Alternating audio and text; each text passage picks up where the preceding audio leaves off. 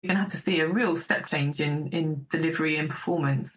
That's a really important piece of work. And of course, you can't actually manage what you don't measure. And I think part of the beauty of what ORR does is make sure that there are sensible metrics for measuring performance. And one of those metrics that's been in place lately is the IRAP star rating. So there's a commitment for 90% of travel to be on 3-star or better roads by 2020. And I think that's a fantastic initiative. It's stuff that relates to the objective safety provision of roads. So stuff that arguably is within the gift of the road authority to deliver. And I think that's really important, to be setting those sort of benchmarks, those milestones along the way to that zero harm ambition, and to make sure that we can track performance towards it, and to sort of drive decision making and to drive investment levels to support that. So yeah, absolutely. I think that's really important. And then I think that nicely segues into the final question I wanted to ask you, was just what value do you think the ORR brings in terms of monitoring national highways and what it does for you as a stakeholder?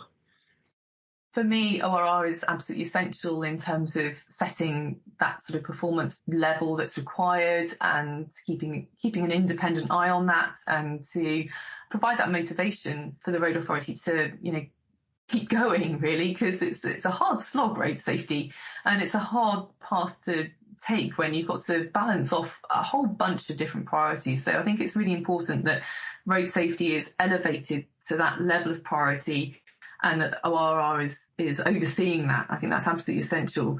And I might add, actually, that for me, the next layer of network is of real interest. So the major road network that's governed by local authorities, that's the sort of premier roads within the local authority, if you like. Those roads are where we know we've got our greatest concentration of death and serious injury, where we know that the crash risk per mile driven is the highest. And for me, that's the place that we need to focus on next. So it's absolutely brilliant that ORR's overseeing the work of the strategic road network. Actually, we need to do the same for the major road network as well. And I'd love to see ORR's remit broadened, if I might be so bold, to look at those major roads within local authorities to drive performance there, because there are no performance metrics. There are no road casualty targets for those roads, and there's very little investment happening. So for me, I'd really love to see the greater remit for ORR to manage that next tier of network down, if you like, and so that we can maximise our impact, maximise the reduction in death and serious injury on our roads.